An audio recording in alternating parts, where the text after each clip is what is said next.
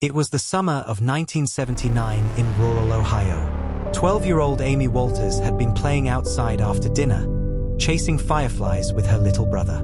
When her mom called the kids inside, Amy never answered. Her bike was found near a cornfield just a block from her house. The entire town joined the search. Volunteers combed through fields, police dragged the river, helicopters scanned overhead. For weeks, everyone prayed Amy would be found alive. But 3 months later, a hunter stumbled upon human remains deep in the woods. A necklace with Amy's initials confirmed the worst. Amy's murder shattered her family. Her mother, Margaret, refused to leave the porch light off at night, saying Amy needs to find her way home. But as years passed, the case turned cold. For 4 decades, detectives revisited the evidence again and again. They interviewed neighbors, checked alibis, even chased rumors of drifters passing through town. Nothing stuck. The case was passed down like a curse from one generation of detectives to the next. Meanwhile, Margaret grew old waiting for answers. She kept Amy's room exactly the same. Her dolls still lined up on the shelf, her favorite pink sweater folded neatly on the bed. She passed away in 2017, never knowing what happened to her daughter. In 2019, a new detective, Sarah Thompson, reopened the case.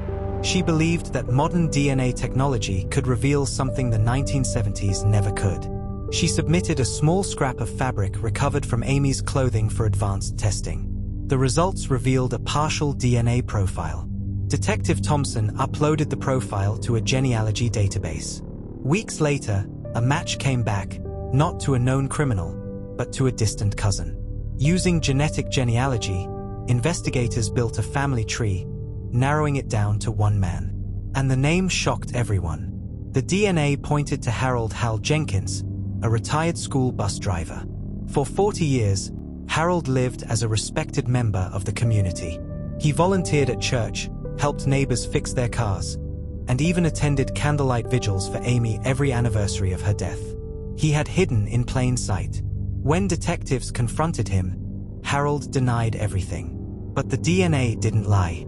The fabric from Amy's clothing was a perfect match to him. Faced with the evidence, Harold finally confessed. On that summer night in 1979, he saw Amy riding her bike and lured her into his truck. He told police, "I thought it would just be one mistake, but it became my whole life's secret." Harold was arrested at age 72, sentenced to life in prison. For the first time in 40 years, Amy's surviving brother, now in his 50s, finally knew the truth.